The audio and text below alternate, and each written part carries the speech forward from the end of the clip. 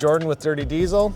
We borrowed our friend Mitch from AMDP's 22 Cummins here to do a little R&D, and Cole, we gave it to him, ripped it apart, and we built a nice second gen kit. We're gonna check it out today, go through what exactly we did, how it all works, and then deliver it over to Mitch and let him tune it.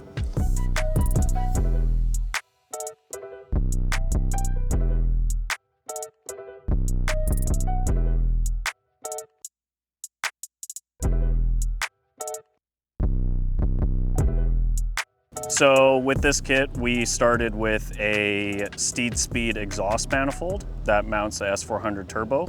To make that work with the truck, we had an intermittent downpipe that we custom made in-house, made our own flanges, the V-bands, made our own charge pipe, and then made our own intake.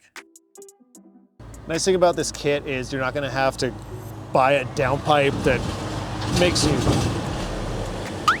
Okay, nice thing about this kit is we're gonna have, yeah, like Cole said, we've got this short downpipe piece to go to the factory downpipe. So you're not gonna have to cut your exhaust, try and mate up some 4-inch downpipe that's brand new to your old exhaust.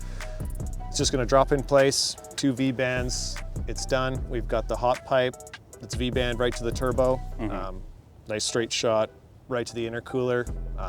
No 90-degree elbows in hose that are going to blow apart. Everything is V-band and straight hose connections, which is going to make it hold together when we're under high horsepower. Yeah.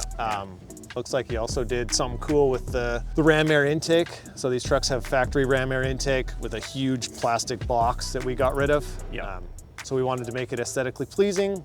Kind of clips into the factory plastic there where the ram air fits, and then just directs all the cold air into the intake. So, also prototyped a new CCV delete, which actually replaces the whole top half of the valve cover. These valve covers are 2 pieces. The lower piece is quite long. The upper piece is just the crankcase filter, which is about half the distance. So we built that piece, which removes the crankcase filter, utilizes a same piece that we use on the Power Strokes. Looks awesome, all aluminum. Cleans it up under here. We also came up with a new catch can design, which we get asked for a lot on diesel trucks and is very popular in the automotive world, and a lot of guys want on their truck, but there's not really any good options. There's some universal ones out there, but they are hokey to rig up. So we have one that we built specifically for this truck that integrates with our CCV delete and gives you the catch can option. Yeah. Our idea with the catch can was to utilize the factory return system. So a lot of other catch cans on the market, you have to wait until they fill up, essentially. You'll see a lot of filters fill full of oil, kind of splash out, get your engine bay dirty and that sort of thing. So Cummins have factory drains off the factory CCV back into the oil pans, so we've utilized those out of this box. Yes. Back into the factory oil pan and into the system. So there's no need to empty this catch can whatsoever.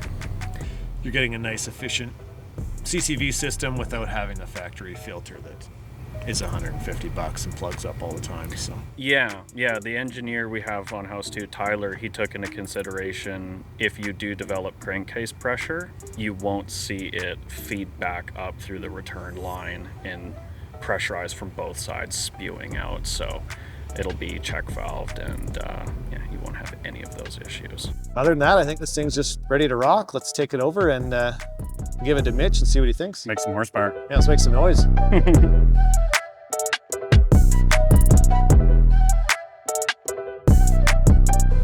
Okay, so we've gone through this truck. We're gonna take it over and deliver it to Mitch at AMDP. Take it for a little burn here and see how it works. So for this setup specifically, we used a Steed Speed T4 angled manifold, second gen style manifold obviously. We talked smedding and we got set up with an S400, S467 actually. We used a billet wheel on the compressor side, and the turbine side is an 83 mil with a 1/0 divided housing, which we find is just kind of a good middle of the ground, makes good power, still comes to life really quick. Stock injectors with the right tuning, setup can work really well. Other than that, the kit's fairly standard. We built our own flanges, built a nice mass airflow, barometric pressure bung that's built out of one piece of aluminum.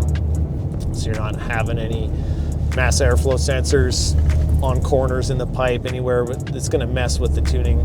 You know, whoever's tuning your truck wants to have a good clean mass airflow reading.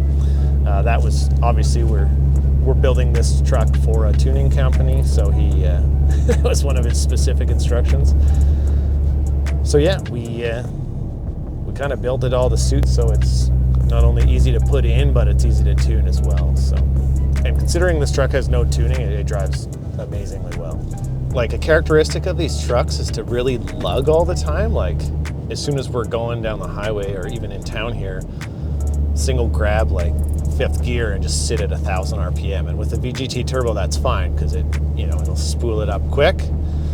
So when Mitch tunes this thing, he's going to increase the shift point so that it's staying at a bit of a higher RPM level all the time, and then it'll keep that charger lit.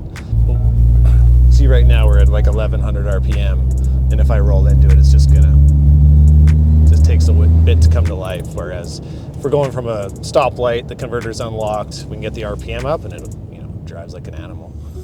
So yeah, this setup's going to be for guys that are want to get rid of that factory VGT that's prone to issues, prone to sticking, looking for higher horsepower. Truck sounds unreal, obviously. Yeah, it's just a common swap. It's been a common swap since the common rails came out. Guys like where it's placed. Sits the turbo up higher. It's very aesthetically pleasing, and it's really good for all that higher horsepower stuff. Just the way the manifold's designed, everything's even. You get a very straight shot right into the turbine housing of the turbo, so it's about as efficient as you can make Cummins run.